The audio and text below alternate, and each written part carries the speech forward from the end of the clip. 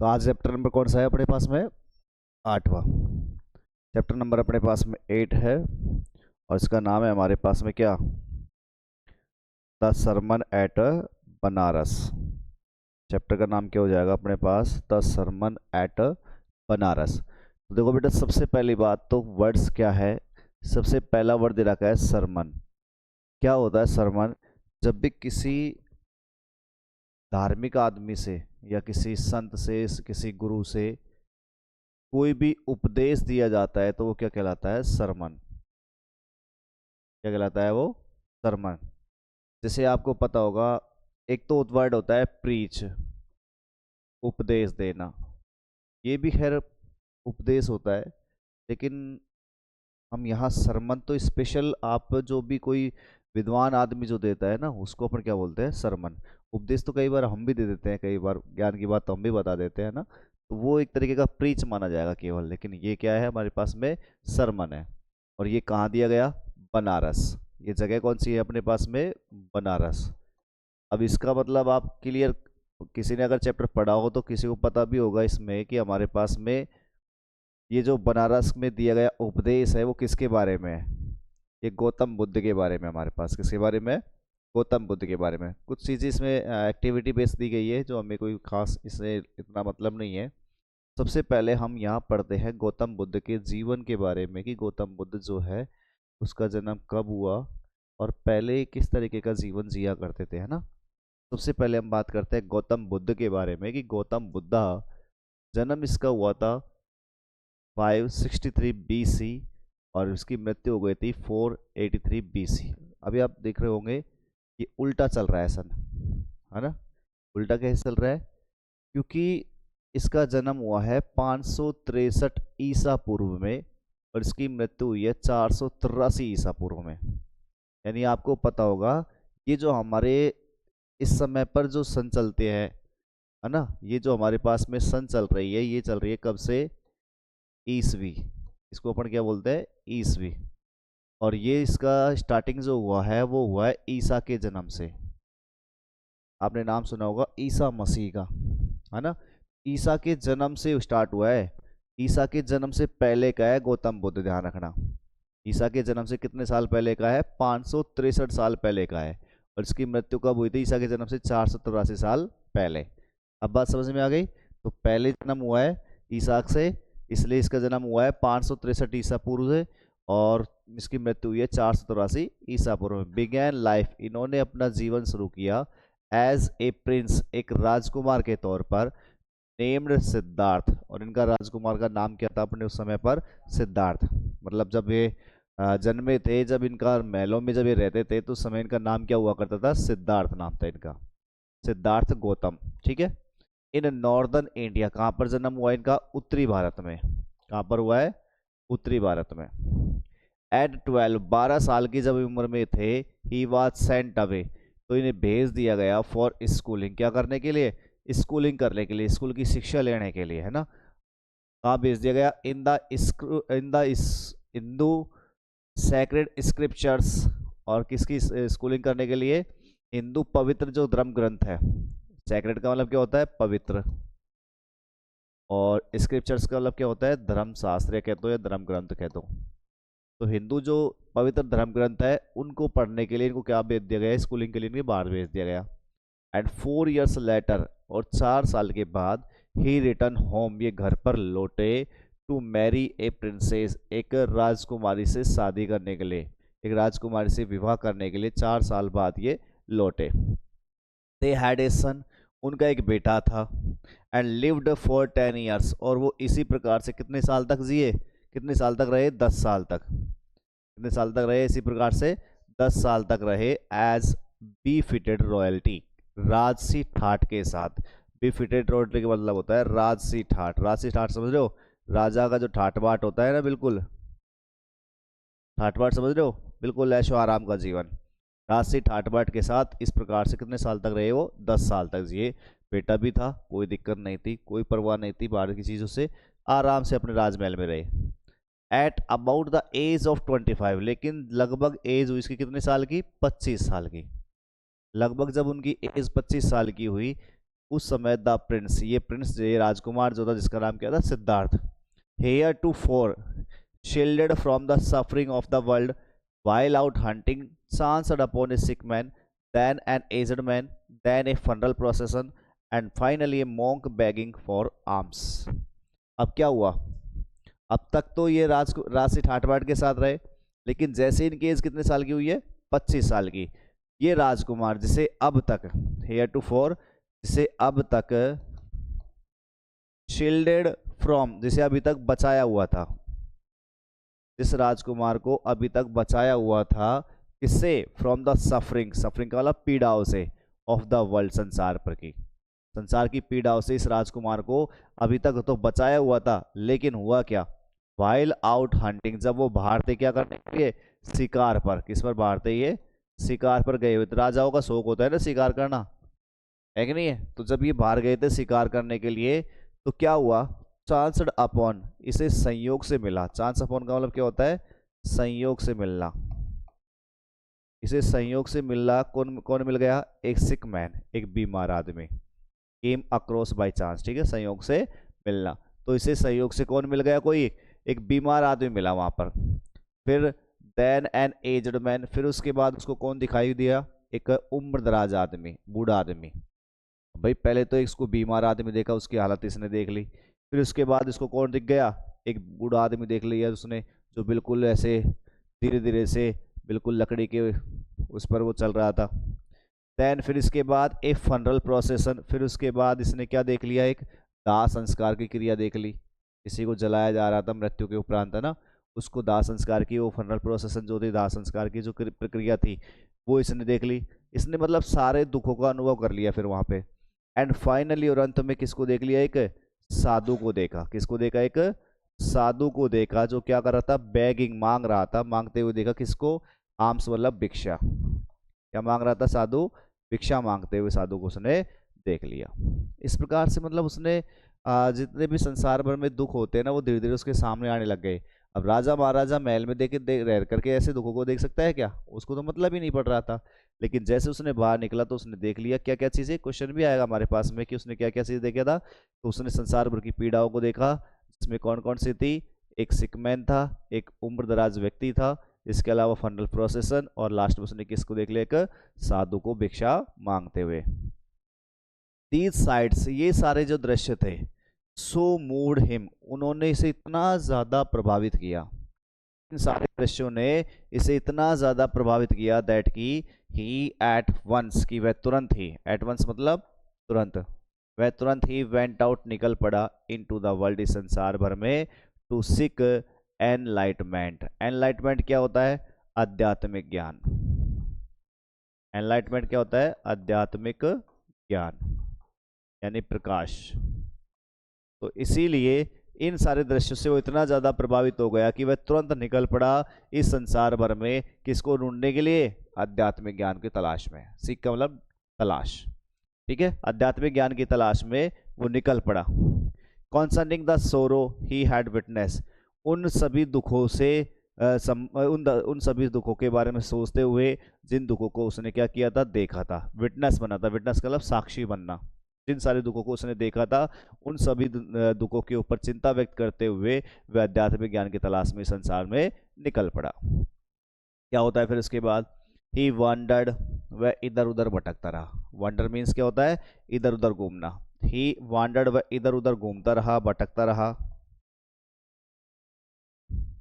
For several years, sorry several 7 years, कितने साल तक घूमता रहा, ऐसे ही 7 साल तक, एंड फाइनली, और अंत में, सेट डाउन, बैठ गया, अंडर ए पीपल ट्री, कहां पर बैठ गया, पीपल के पेड़ के नीचे, अंत में 7 साल बाद में वो एक पेड़ के नीचे बैठ गया, पीपल के पेड़ के नीचे, वेयर, जहां, ही वो, जहां पर उसने कसम खा ली, वो मतलब क्या होता है, कसम खाना, जहां पर उसने कसम ले ली, टू स्टे, रुकने के लिए, कहाँ रुकने के लिए,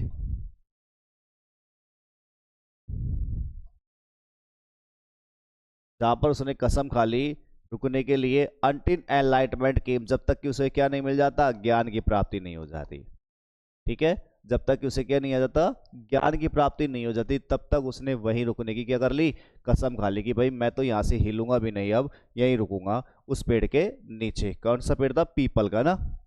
एनलाइटेड आफ्टर 7 days, अब देख लो इसके बाद में उसे ज्ञान की प्राप्ति हुई। एनलाइटन, उसे ज्ञान की प्राप्ति हुई, कब हुई, आफ्टर 7 days। कब हुई है, 7 दिनों के बाद। 7 दिनों के बाद में उसे ज्ञान की प्राप्ति हुई। ही रीनेम्ड द ट्री, और जब ज्ञान की प्राप्ति हुई तो उसने रीनेम, दोबारा से नाम लिखा, दोबारा से नाम किया किसका, ट्री का। ट्री का मतलब उस पेड़ का, जो पीपल का पेड़ था उसका दोबारा से नाम दिया इसने। उस पीपल के पेड़ को इसने क्या कह दिया, द बोधि ट्री। क्या बोला इस पीपल के पेड़ को उसने, बोधि ट्री। अब बोधि नाम सुनो, जिसमें बोधि मतलब जिसने बोध कराया हो। ट्री ऑफ विजडम, यानी कि बुद्धि का पेड़। उस पीपल के पेड़ को क्या बोल दिया, बोधि ट्री। आपने नाम सुना ना, बोधि, बोधि वृक्ष। बोधि वृक्ष सुना तो था पहले, तो वो ही है बोधि ट्री, यानी बोधि वृक्ष इसका नाम रख दिया है, क्योंकि बोधि का मतलब बुद्धि। बोधि का मतलब किससे है, बुद्धि। बुद्धि को इंग्लिश में क्या बोलते हैं हम, विजडम। क्या बोलते हैं, विजडम। तो इसलिए उसने उस पेड़ का नाम क्या रख दिया, द बोधि ट्री, यानी tree of wisdom. And began to teach, और फिर उसने क्या कर दिया, शुरू कर दिया, क्या करना, टीच यानी कि पढ़ाना। एंड टू शेयर, और बांटना, हिज न्यू अंडरस्टैंडिंग्स, अपने नए ज्ञान को, अपनी नई समझ को। अपना जो नया ज्ञान था उसके अंदर नई जो समझ थी, उस ज्ञान को उसने पढ़ाना, सिखाना, शेयर करना, बांटना सीख लिया, शुरू कर दिया। एट दैट पॉइंट, इस बिंदु पर, ही बिकेम नॉन, इस बिंदु पर वह फेमस हो गया। नॉन का मतलब क्या होता है, फेमस, प्रसिद्ध। इस बिंदु पर वो फेमस हो गया एज द बुद्धा। किस नाम से फेमस हो गया, बुद्धा के नाम से। किस नाम से प्रसिद्ध हो गया, बुद्धा के नाम से, मतलब बौद्ध के नाम से, है ना। अभी बुद्धा का मतलब क्या होता है, द अवेकन और एनलाइटन, मतलब जागा हुआ या ज्ञान की प्राप्ति की हुआ। बुद्धा का मतलब क्या होता है, जागा हुआ व्यक्ति या फिर ज्ञान को प्राप्त किया हुआ व्यक्ति। ठीक है, बुद्ध का नाम। The Buddha preached his first sermon at the city of Banaras. अब बुद्ध ने अपना पहला जो उपदेश दिया, प्रीच का मतलब क्या होता है, उपदेश देना। बुद्ध ने अपना जो पहला उपदेश दिया, सरमन का मतलब उपदेश। बुद्ध ने अपना जो पहला उपदेश दिया at the city of Banaras, कौन से शहर में दिया, बनारस में। बुद्ध ने अपना पहला उपदेश किस में दिया है, बनारस में। Most Holi of the dipping place of the river Ganges. और आप सभी को पता है ये जो बनारस शहर है ये कैसा है, सबसे पवित्र शहर है, जहाँ पर क्या लगाई जाती है, डुबकी लगाई जाती है। डिपिंग का मतलब डुबकी लगाने वाला जगह है, ऑन द रिवर गंगा। कौन सी नदी पे, गंगा नदी पे। गंगा नदी पे सबसे पवित्र शहर है ये, जहाँ पर डुबकी लगाई जाती है। उस बनारस में इसने पहला अपना उपदेश दिया। That sermon has been preserve, और उसके उस उपदेश को आज भी प्रिजर्व किया गया है, आज भी उसको सुरक्षित बचा करके रखा गया है। प्रिजर्व का मतलब क्या होता है, संरक्षित करना, सुरक्षित बचा के रखना। उसके उपदेश को आज भी संरक्षित किया गया है। इज गिवन हेयर, और उस सरमन को यहाँ बताया गया है, यहाँ उपदेश को उसको दिया गया है। क्या उपदेश दिया था उसने बनारस में, उस उपदेश को यहाँ दिया जा रहा है। नीचे आएगा जो क्या आएगा उसका, वो सरमन आएगा, वो उपदेश आएगा। क्या उपदेश दिया था उसने, इट रेफ्लेक्ट्स, ये बताता है, चिंतन कराता है किसको, द बुद्धाज विजडम। किसको बताता है, बुद्ध की उस बुद्धि को। विजडम मतलब बुद्धि। इस उपदेश में पता चलता है कि बुद्ध ने किस प्रकार से बुद्धि से काम लिया। तो यह बताता है किसको, बुद्ध की उस बुद्धि को, about one inscrutable kind of suffering. Inscrutable एक ऐसी चीज, something which can not be understood, जिसे समझ में नहीं आ सकती। एक ऐसी चीज जो समझ में नहीं आती हो, जिसे अपन कहते हैं हिंदी में अबोधगम्य। क्या कहते हैं इसको हिंदी में हम, अबोधगम्य। इसका मतलब ऐसी ऐसी चीज जिसे हम समझ नहीं पाते हैं, जो विच कैन नॉट बी अंडरस्टूड, जिसे समझ में नहीं आ सकता, वो चीज़ क्या कहलाती है हमारे पास, अबोधगम्य। तो ये जो उपदेश है, ये उपदेश हमें बताता है बुद्ध की उस बुद्धि को, जिसमें कोई व्यक्ति जो है उसको क्या है, दुखों का एक तरीके से अबोधगम्य प्रकार का उसको दुख हो जाता है, उसे पता ही नहीं चल पाता है कि वो क्या करना चाह रही है ना। तो वो दुखों के बारे में यहाँ पर बात की जा रही है। अब चलिए हम ये पढ़ेंगे जो हमारे पास में अलग फॉन्ट में आ रहा है, थोड़े स्मॉल फॉन्ट है इसमें। ये आप देख रहे हो क्या है, पूरा का पूरा सरमन है। ये क्या है हमारे पास में, सरमन है। सरमन मीन्स उपदेश है, जो किसने दिया है, गौतम बुद्ध ने। ठीक है, वो सरमन को यहाँ यूज किया जा रहा है। चलिए स्टार्ट करते हैं, क्या है उपदेश। देखो सबसे पहले इसमें सरमन क्या एक तरह की कहानी है उपदेश के तौर पर। क्या कहता है, देखो एक महिला है जिसका नाम है किसा गौतमी। क्या नाम है उस महिला का, किसा गौतमी। एक महिला जिसका नाम है किसा Gautami had an only son, उसका केवल एकमात्र ही तो बेटा था, उसका केवल एकमात्र बेटा था। एंड ही डाइड, और वो बेटा भी क्या हो गया, मर गया। ठीक है, किसा गौतमी जिसका एकमात्र बेटा था वो मर गया। इन हर ग्रीफ, और उसके दुख में, ग्रीफ मीन्स क्या होता है, दुख, उसके इस दुख में सी कैरिड द डेड चाइल्ड, वह उस मृत बच्चे को लेकर के गई टू ऑल हर नेबर्स, अपने सभी पड़ोसियों के पास। अपने दुख में वह अपने मृत बच्चे को लेकर के सभी पड़ोसी लोगों के पास में गई। आस्किंग दैम फॉर मेडिसिन, और मांगते हुए, आस्किंग दैम उनसे मांगते हुए, क्या मांगते हुए, फॉर मेडिसिन, क्या मांग रही थी उनसे, दवाई। उसको ये लग रहा था कि बच्चा अभी भी ठीक हो सकता है, डेड चाइल्ड है, मृत बच्चा है, लेकिन उसे लग रहा था कि इसे अभी भी ठीक किया जा सकता है। तो अपने पड़ोसी जो लोग थे उनसे क्या मांग रही थी, वो दवाई मांग रही थी। एंड द पीपल सैड, और लोगों ने कहा, सी हैज लॉस्ट हर सेंसेस, कि इस महिला ने अपना सेंस जो है, अपने सोचने समझने की शक्ति जो है उसको गवा दिया है, खो दिया है। मतलब ये महिला जो है पगला गई है कि नहीं है, क्योंकि बच्चा तो मृत है, बच्चा कैसा है, मृत है, और उसके लिए दवाई मांग रही है, तो मतलब ये महिला जो है वो पगला गई है। लोगों ने ऐसा कहा, द बॉय इज डेड, ये बच्चा जो है वो कैसा है, मृत है, ये महिला पगला गई है। एट लेंथ, अंत में, एट लेंथ, अंत में,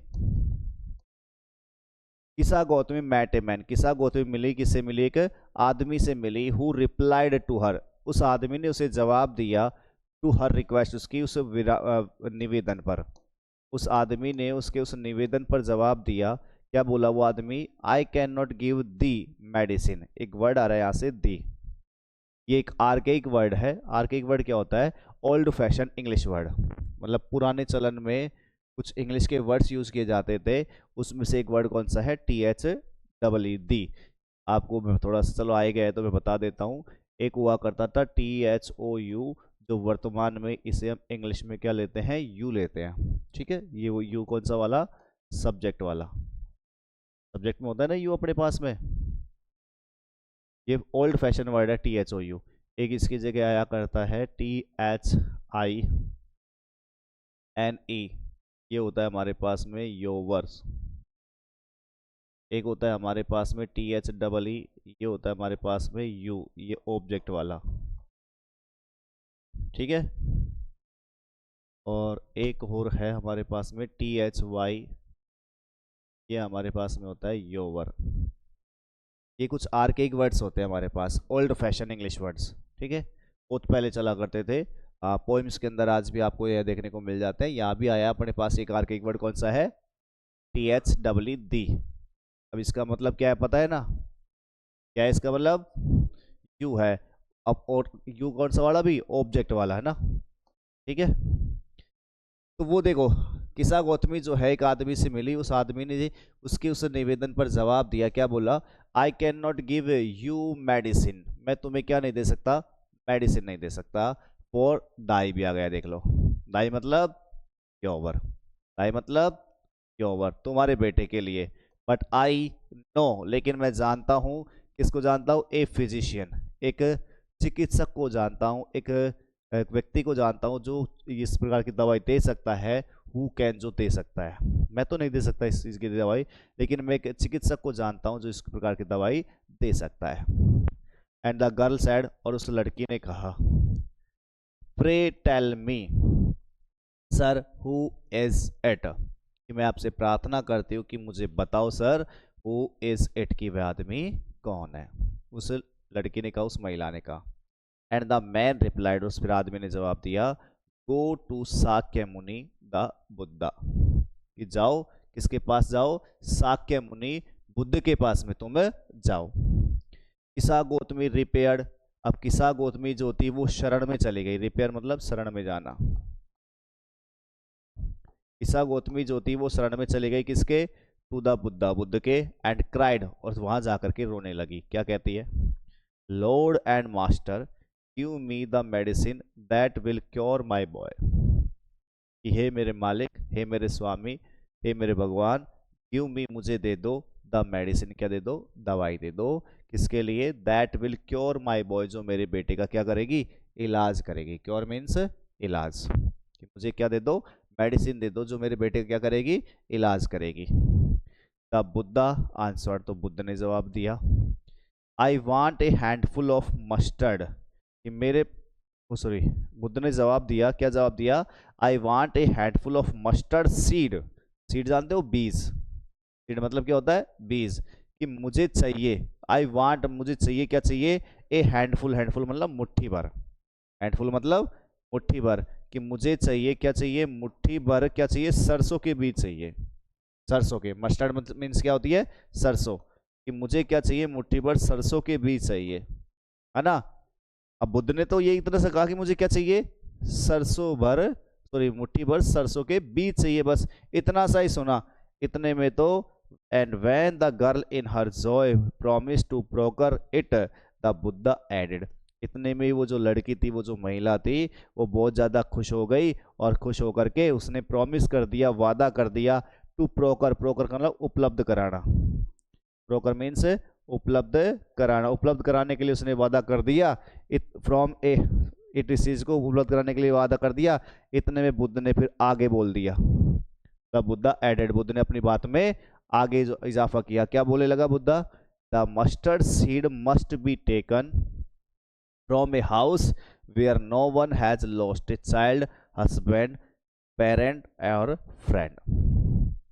भाई ठीक है, सरसों लेके आनी है, मुट्ठी भर सरसों लेके आनी है, और लेकिन वो सरसों के बीज जो है ना, वो एक ऐसे घर से लाने हैं।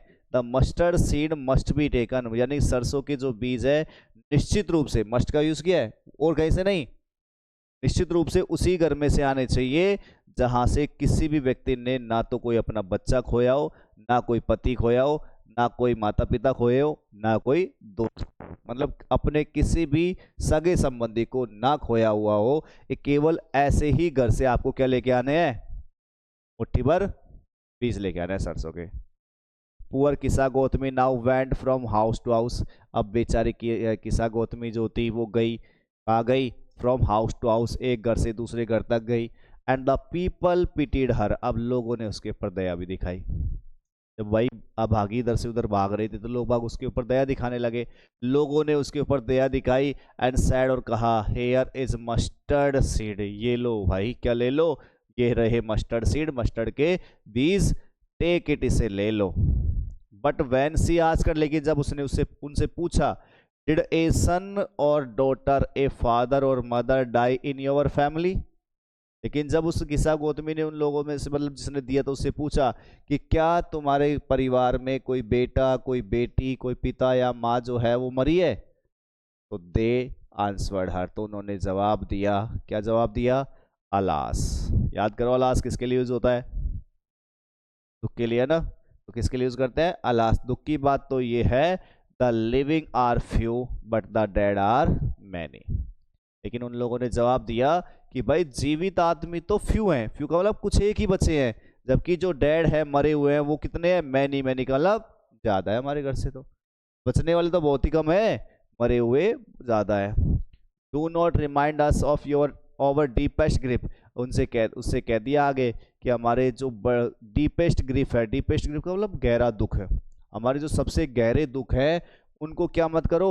रिमाइंड मत करके दिलाओ। रिमाइंड का मतलब दोबारा से हमको याद मत दिलाओ, ठीक है? हम भूल गए, वो मरने वाले तो चले गए, हमसे बहुत ज़्यादा, हम तो बचने वाले बहुत कम है, मरने वाले तो चले गए, लेकिन हमारी जो दुख है ना, उनको मुझे दोबारा से याद मत दिलाओ, ऐसे कहने लगे। And there was no house, और ऐसा कोई घर नहीं था, but some beloved one had died in it, और ऐसा कोई घर नहीं था, बट लेकिन, देयर वाज नो हाउस, ऐसा कोई घर नहीं था, बट लेकिन सम बी लव्ड वन, जिसने किसी सबसे प्यारे व्यक्ति ने हैड डाइड इन इट, जिसमें वो मरा नहीं हो, ठीक है? ऐसा कोई घर नहीं था जहां पर अपना सबसे बी लव्ड वन, अपना प्यारा व्यक्ति मरा नहीं हो। सब घर में से आपको पता डेथ तो हुई है, चाहे किसी की भी लगा लो, डेथ तो वहां से हुई है, ऐसा कोई घर नहीं था वहां पे। किसा गौतमी बिकैम वियरी, अब किसा गौतमी जो थी वो कैसी हो गई, वियरी हो गई, थोड़ी सी थकी हुई सी हो गई, एंड होपलेस, और असहाय हो गई। कैसी हो गई, असहाय। अब भाई कहाँ मिले उसे, है ना, उसे कहाँ से मिलेंगे, मस्टर्ड सीड, वो तो मिल ही नहीं सकता, ऐसे घर तो कोई मिलेगा ही नहीं। तो वो बिल्कुल थकी हुई सी हो गई और ऐसा हाई हो गई, and set down at the way side, और वे साइड यानी कि राह राह के बगल में ही बैठ गई, watching the lights off the city, क्या करते हुए, उस शहर की जो लाइट्स थी, वो शहर की जो रोशनी थी उसको देखते हुए वहीं बगल में ही बैठ गई, वहीं बैठी रही। एज दे फ्लिकर्ड अप, जैसे ही वो लाइट्स जो थी वो क्या कर रही थी, फ्लिकर अप कर रही थी, फ्लिकर का मतलब टिमटिमाना। अब जो शहर की जो लाइट्स थी वो क्या कर रही थी, टिमटिमा रही थी। टिमटिमाने वाला आप समझ रहे हो भाई, आज के टाइम की ऐसी लाइट्स तो थी नहीं उस समय पर। उस समय पर मशाल चलती थी, मशाल जानते हो ना, वो लाइट्स जो अपने पास में दीपक जला दिए कई सारे है ना मशाल टाइप में, तो वो जलती थी। तो आपको पता जब तेज चलेगी तो तेज आ जाएगी, थोड़ा स्लो पड़ेगी तो कम हो जाएगी। तो लाइट्स कैसी होती थी, टिमटिमाने लग जाती थी। एंड वर एक्सटिंग्विश अगेन, और बार बार क्या हो जाती थी, बुझ जाया करती थी। क्या हो जाती थी, एक्सटिंग्विश का मतलब क्या होता है, बुझना, तो बार बार बुझा दिया करती था। एट लास्ट, अंत में, the darkness of the night rain everywhere, और अंत में हुआ ऐसा, जब देर रात हुई तो रात का जो पूरा डार्कनेस था, पूरा अंधेरा जो था, डार्कनेस मीन्स अंधेरा जो था, रेन उसका राज हो गया। इनका मतलब राज होना, एवरीवेयर मतलब सब जगह, अंधेरे का ही राज हो गया, क्योंकि सब चीजें बंद हो गई, लाइट्स वगैरह बंद हो गई, तो अंधेरे अंधेरा हो गया, अंधेरे का राज वहां पर सब जगह हो गया। And she and she consider the fate of man, और फिर वो समझ गई, कंसिडर का मतलब समझना, उसने मान लिया, समझ गई वो किसको, द फेट ऑफ मैन, व्यक्तियों के भाग्य को, वह समझ गई किसको, लोगों के भाग्य को, दैट की देयर लाइव्स फ्लिकर अप, कि लोगों का जो जीवन है ना वो भी ऐसे ही फ्लिकर अप करता है, फ्लिकर फ्लिकर अप मतलब टिमटिमाता रहता है। लोगों का जो जीवन होता है ना वो भी क्या करता रहता है, टिमटिमाता रहता है, कभी अच्छा चलता है, कभी थोड़ा सा, और आर एक्सटिंग्विश्ड अगेन, और वापस से उनको क्या कर दिया जाता है, एक्सटिंग्विश का मतलब बुझा दिया जाता है। मतलब लोगों का जीवन भी ऐसा ही है, लोगों का जीवन भी ऐसा ही है, जन्म लेता है, फलता फूलता है, लास्ट में उसका जीवन चला जाता है। एंड सी थोड़ द हरसेल्फ, फिर उसने अपने आप ही सोचा, अपने आप ही सोचा, क्या सोचने लगी वो, हाउ सेल्फिश एम आई, कि मैं कितनी ज़्यादा क्या हूँ, स्वार्थी हूँ। हाउ सेल्फिश एम आई, कि मैं कितनी ज़्यादा स्वार्थी हूँ, इन माई ग्रिफ, मेरे इस दुख में, मेरे इस दुख में मैं कितनी ज़्यादा क्या हूँ, स्वार्थी। Death is common to all, मृत्यु तो सभी के लिए कॉमन है कि नहीं है, सबके लिए कॉमन है मृत्यु तो, कॉमन मतलब सभी के लिए है भाई, मृत्यु तो सभी के लिए, सबको एक दिन में मृत्यु पे तो जाना ही है। ऐसा तो है ही नहीं कि कोई जिसने भी इस दुनिया में जन्म लिया होगा उसकी मृत्यु नहीं होगी, तो डेथ तो कैसी है, सबके लिए कॉमन है। यट फिर भी, इन दिस वैली ऑफ डिजोलेशन, डिजोलेशन क्या होती है, एक ऐसा area which is filled with a deep sorrow, जो बहुत ज़्यादा दुखों से भरा होता है, लेकिन इस दुख की घड़ी में या दुख की घाटी में, ठीक है, लेकिन इस दुख की घड़ी में, दुख की घाटी में, देयर इज ए पाथ, एक ऐसा रास्ता होता है, दैट लीड्स, जो जाता है किसकी ओर, हिम उसे, टू इमोर्टलिटी, लेकिन दुख की इस घड़ी में एक ऐसा रास्ता जरूर होता है जो व्यक्ति को कहाँ लेके जाता है, अमरता की ओर। इमोर्टलिटी मतलब क्या होती है, अमरता, जो व्यक्ति को ले जाता है कहाँ की ओर, अमरता की ओर। Who has surrendered all selfishness, और वो अमरता जिसने अपनी सभी स्वार्थता को, अपने सभी स्वार्थ को क्या कर दिया है, सरेंडर कर दिया। सरेंडर का मतलब छोड़ दिया है, आत्मसमर्पण कर दिया है, सरेंडर का मतलब समर्पित करना, जिसने अपने सभी स्वार्थ को छोड़ दिया है, उस अमरता की ओर व्यक्ति को वो रास्ता ले जाता है। मतलब लास्ट के समय में, दुख की इस लास्ट घड़ी में एक रास्ता ऐसा होता है जो किसकी ओर जाता है, अमरता की ओर जाता है, और ये अमरता जो है उस समय पर व्यक्ति ने सारी स्वार्थ को छोड़ दिया होता है, समर्पण कर दिया होता है, कि भाई अब व्यक्ति के अंदर क्या नहीं बचता, कोई भी स्वार्थ नहीं बचता, क्योंकि वो व्यक्ति कहाँ जा चुका है, परलोक। द बुद्ध सैड, बुद्ध ने कहा, बुद्ध ने क्या जवाब दिया, देखो इस बात पर, अब बुद्ध के पास पहुंची वो, the life of mortals in this world is troubled and brief and combined with pain. Buddha ने कितनी अच्छी बात कही है कि भाई इस दुनिया में जो मोर्टल्स है, मोर्टल्स मतलब नश्वर लोग, मोर्टल्स मतलब क्या होता है, नश्वर, समझ रहे हो नश्वर क्या होता है, नश्वर समझ रहे हो, अरे जिसका नाश होना तय है, जिसका नाश होना तय है। हम सभी कैसे हैं? नश्वर है, हमारा नाश होना तय है। लास्ट में जाकर हम मिट्टी मिलने वाले हैं, हमको जलाने वाले लोग बाग, है कि नहीं है? तो हमारा नाश तय है कि नहीं है? इस दुनिया में अमर तो कोई चीज है ही नहीं है फिलहाल, तो है कि नहीं? जिसका नाश होना तय है वो क्या कहलाता है? मोर्टल। इसका अपोजिट बनता है इमोर्टल। मोर्टल मतलब क्या होता है? अमर। इमोर्टल क्या बोलते हैं हम?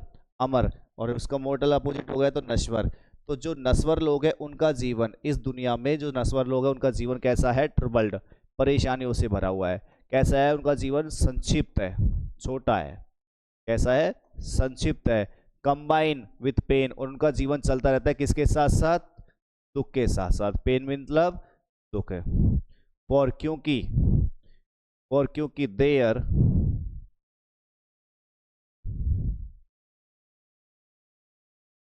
क्योंकि there is not any means, क्योंकि ऐसा कोई माध्यम ही नहीं है। कोई ऐसा क्या नहीं है? माध्यम ही नहीं है, कोई ऐसा तरीका ही नहीं है। बाई विच, जिसके जरिए वो लोग दैट हैव बीन बोर्न, जिन लोगों ने भी यहाँ पर जन्म लिया है, कैन अवॉइड डाइंग, वो मरने से बच सके। अवॉइड मीन्स क्या होता है? बचना। क्योंकि ऐसा कोई तरीका है ही नहीं, जिस तरीके से कोई ऐसा तरीका है ही नहीं वो लोगों ने जिसने भी यहाँ जन्म लिया है वो मरने से बच सके।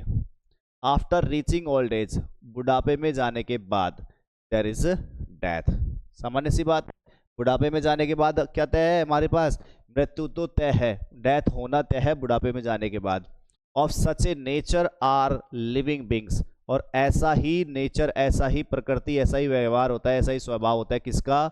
लिविंग बींग्स का, जीवित प्राणियों का। ऐसा ही नेचर किसका होता है? जीवित प्राणियों का होता है। बोलो, होता है कि नहीं होता है? बुढ़ापे में जाने के बाद सभी मरते ही है, तो ऐसा ही नेचर होता है किसका? जीवित प्राणियों का।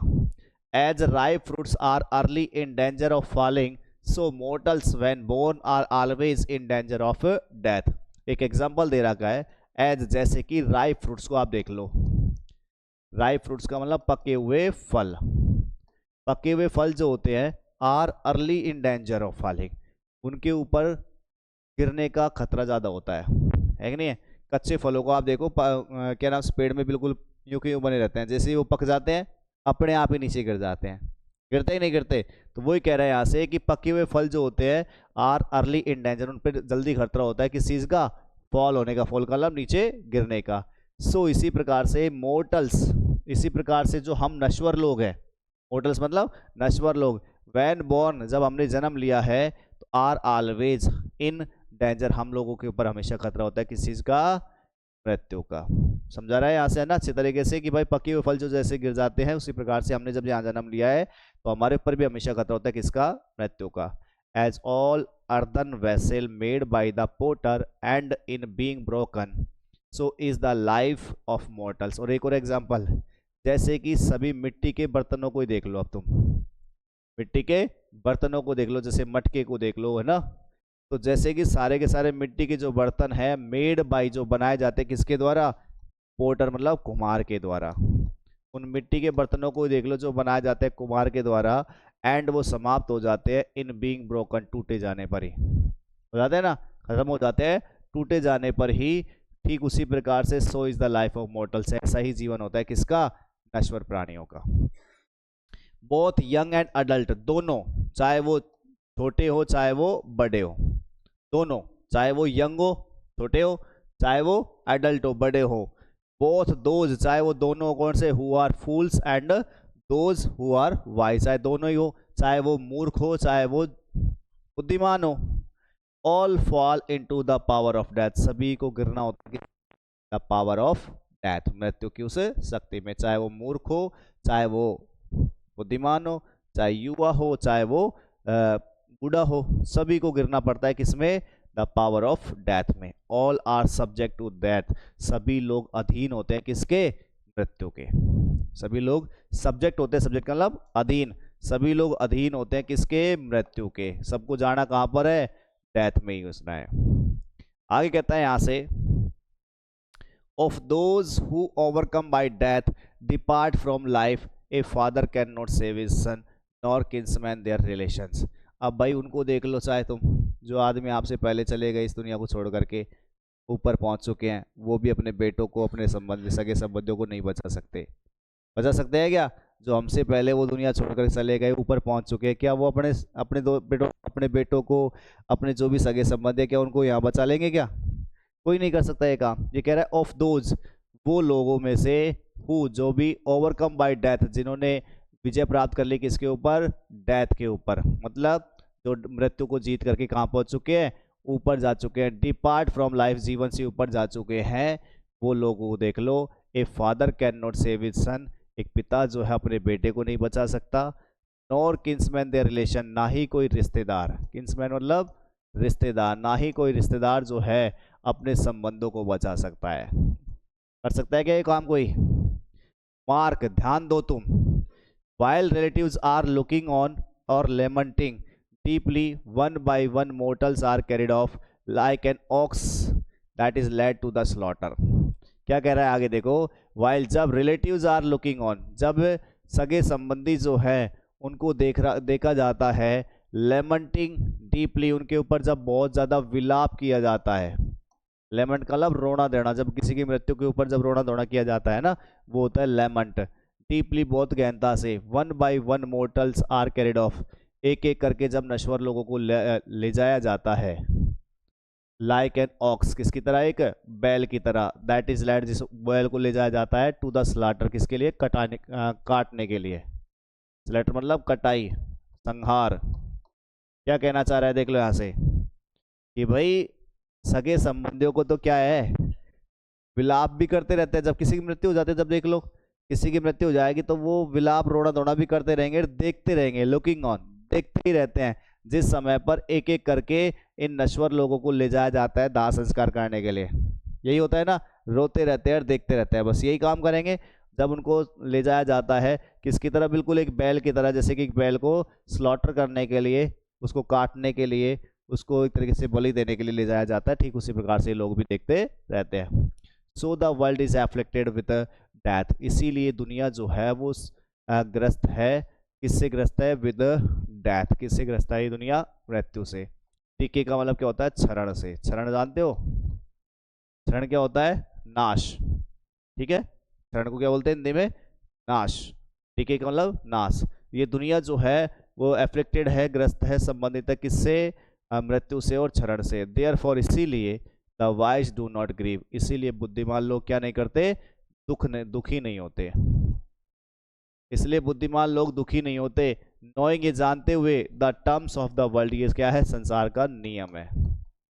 संसार के नियमों को जानते हुए बुद्धिमान लोग जो है क्या नहीं होते? दुखी नहीं होते। उनको पता है भाई जो इस संसार में आया है वो तो जाएगा ही जाएगा, हो सकता है किसी का समय कम हो, किसी का समय ज्यादा हो, इसलिए बुद्धिमान लोग क्या नहीं करते?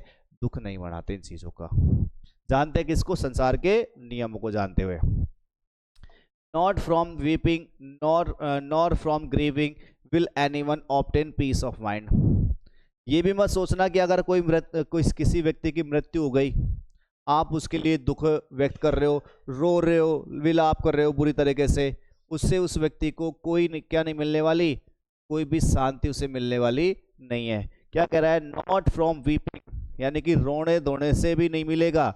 नॉर फ्रॉम ग्रीविंग, दुख व्यक्त करने से भी उस व्यक्ति को शांति मिलने वाली नहीं है। ये नहीं कि कोई चला गया तो चलेगा, वो तो अब आपके रोने धोने से उसको शांति मिलने वाली नहीं है। ये कह रहा है नॉट फ्रॉम वीपिंग, रोने से नहीं, नॉर फ्रॉम ग्रीविंग, या ही दुख व्यक्त करने से, विल एनीवन ऑब्टेन, ऑब्टेन का मतलब प्राप्त करना, ऑब्टेन प्राप्त करना। क्या प्राप्त नहीं करेगा कोई भी आदमी? पीस ऑफ माइंड, मन की शांति को प्राप्त नहीं करेगा। यानी कि आप भी नहीं प्राप्त, आप भी रो रहे धो रहे हो तो आपको मन की शांति मिलने वाली नहीं है उसके बाद में। ऑन द कॉन्ट्रेरी, इसके विपरीत, कॉन्ट्रेरी मीन्स विपरीत, इसके विपरीत, हिज पेन विल बी, इसके विपरीत उसका जो दुख है वो और ज्यादा ग्रेटर, और ज्यादा बढ़ जाएगा, और इसके विपरीत उसका जो दुख है और ज्यादा बढ़ जाएगा। हिज बॉडी विल सफर, उसका शरीर जो है वो भी ग्रस्त होगा, पीड़ित होगा। अगर आप दुख कर रहे हो, आप एक तरीके से बहुत ज़्यादा उसके रोना धोना स्टार्ट कर दिया, अब ये तो है नहीं कि आपको कोई मन की शांति मिलने वाली है, कुछ नहीं होने वाला उस चीज़ से। इसके विपरीत आपको क्या होगा? आपका दुख और ज़्यादा बढ़ता चला जाएगा, आपकी बॉडी जो है बहुत ज़्यादा सफ़र करेगी। ही विल मेक हिमसेल्फ सिक, वो आदमी जो है अपने आप को क्या बना लेगा? सिक बना लेगा, सिक का मतलब बीमार, वो आदमी अपने आप को ही बीमार कर लेगा उल्टा। एंड पेल कैसा हो जाएगा, कमजोर, कैसा हो जाएगा वो, कमजोर हो जाएगा। Yet the dead are not saved by his lamentation, फिर भी जो आदमी मरा हुआ है ना उसको आप रो दो करके लैमेंटेशन करके बचा नहीं सकते। बचा लोगे क्या, जो आदमी चला गया उसको विलाप करके आप बचा सकते हो, नहीं बचा सकते आप, चाहे कितना ही रो लो, कितना ही आप इसके जो चिल्ला लो, फिर भी जो डेड आदमी है, मरा हुआ जो आदमी है, आर नॉट से उनको बचाया नहीं जाता, किसके जरिए, उसका लेमेंटेशन करके, विलाप करके। भाई जो चला गया वो तो चला गया। ही हु सीक्स पीस, वो आदमी जो ढूंढता है किसको, शांति को, जिस आदमी को चाहिए क्या, शांति। ही वो आदमी हु सीक्स, जो ढूंढता है किसको, पीस, शांति को, should draw out the arrow of lamentation, उसे बाहर निकल जाना चाहिए, किससे, द एरो ऑफ लेमेंटेशन, जो विलाप का तीर है उसे बाहर निकाल देना चाहिए। भाई जिस आदमी को चाहिए ना मन की शांति, रोना धोना बंद कर दो, जो हो गया उसमें सब्र करना स्टार्ट कर दो, बस ये कहना चाह रहा है।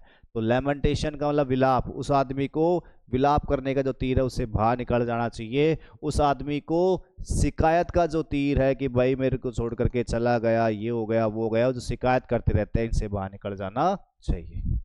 आगे कहता है एंड ग्रीफ, और दुखों से बाहर निकल जाना चाहिए।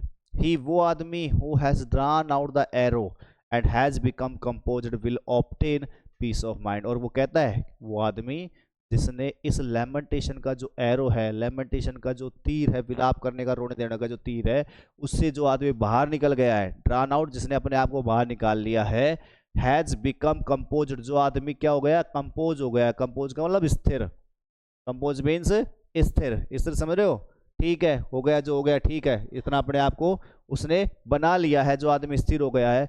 विल ऑब्टेन, वो आदमी प्राप्त कर लेगा, वो आदमी जो है प्राप्त कर लेगा किसको, पीस ऑफ माइंड को, उस आदमी को क्या आ जाएगी, मन की शांति मिल जाएगी। जिस आदमी को ये लगने लगा कि हाँ भाई ठीक है, जो हो गया जो ठीक है, अपने आप को स्थिर बना लिया उसने, वो आदमी जो है वो प्राप्त कर लेगा किसको, पीस ऑफ माइंड को, यानी कि मन की शांति को।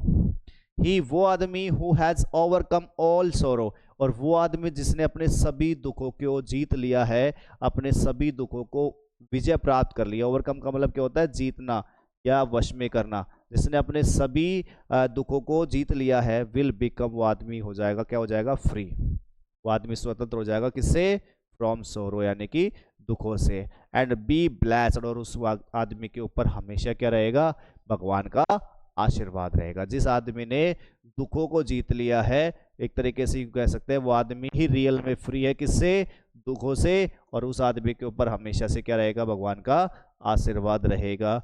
और ये आपका चैप्टर था, शोर्स जो लिया गया है, ये चैप्टर जो आया है कहाँ से आया है, बेटी रोनशा का एक चैप्टर है, जिसमें हमारे पास वैल्यूज एंड वॉइसेस, एक कॉलेज रीडर 1975 में पब्लिश हुआ था, वहाँ से इसको लिया गया है, ठीक।